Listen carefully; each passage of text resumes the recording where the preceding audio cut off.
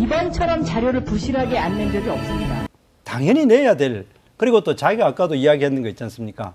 그 통장 사본 내역 안 낸다. 그렇게 자기는 남을 공격해 놔놓고 자기는 안 내지 않습니까? 부동산 보유와 관련해 가지고 누가 막 그 집을 네 채 소유했다 하니까 자기는 한 채는 전세 살고 세 채 가지고 있으니까 팩트가 잘못됐다 고발하겠다. 저렇게 어떻게 보면은 뭡니까 오만하고 뻔뻔스럽고 내로남불로 청문회에 임하는 게 아닌가 이런 생각을 합니다. 우선 총 자료 제출 요구 건수가 2,245건이고요. 그중에서 145건이 미제출인데요. 그중에 상당수는 여성에게는 묻기 좀 어려운 질문이죠. 유방암 수술을 받았느냐, 받았으면 어느 병원에서 정보보호법이나 의료법의 취지에도 반하는 자료 요청입니다. 어떠한 청문회 후보자들보다도 뭐 건수로 보나 양으로 보나 질로 보나 최대한 충실하게 낼 수 있는 것들은 다 내지 않았느냐. 사실 자료 제출 같은 경우는 늘 공방의 대상이 되고 있고 이 부분은 사실 좀 제도적 개선이 필요하다고 생각이 됩니다. 아들이 2015년에 한국 선급이라는 회사에 입사를 하는데 33살 미만만 입사할 수 있는데 36세에 합격한다든지 유효기간이 넘긴 토익 성적 냈다든지 천자 기준에 363자 썼는데 합격했다 이런 의혹이 나왔어요. 의혹이 사실이면 책임져야죠. 그 후보자 본인도 사실로 확인되면 장관직 사퇴하겠다고 말을 했거든요. 그렇게 밝혔습니다. 네. 확실한 믿음이 없으면 도저히 있을 수가 알겠습니다. 없고 있지도 않았는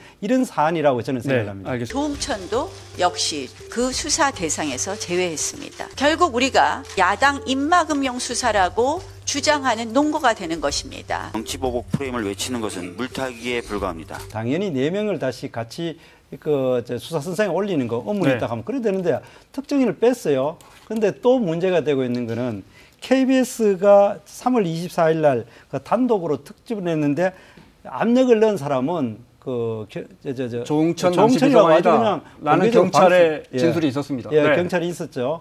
그런데 그것도 뺐어요. 민주당 쪽에서 나오는 공개 발언이 황교안과 곽상도가 답을 내라고 이야기합니다. 타겟이 정해진 거예요. 네. 최동욱 총장의 임기가 2013년 9월까지입니다. 네. 그리고 실제로 검찰이 그런 판단을 내린 것은 11월이에요. 그러다 보니까 현재로서는 최동욱 총장이 수사 대상으로 오른 것은 아니고. 손혜원 의원 붙인 독립유공자 선정 문제. 네, 어떤 부분이 문제라고 보십니까?